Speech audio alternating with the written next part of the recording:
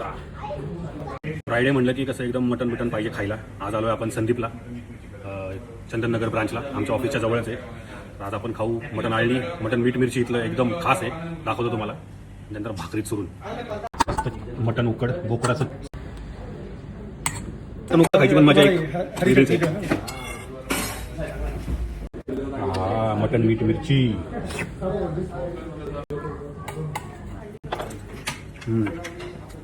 Mutton मीठ मिरची best आहे. मस्त सोडा आज खायची आहे. गरम गरम भाकरी, गाळा रस्सा.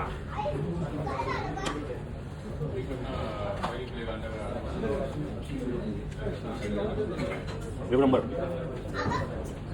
स्पेशल इंद्रायणी. बस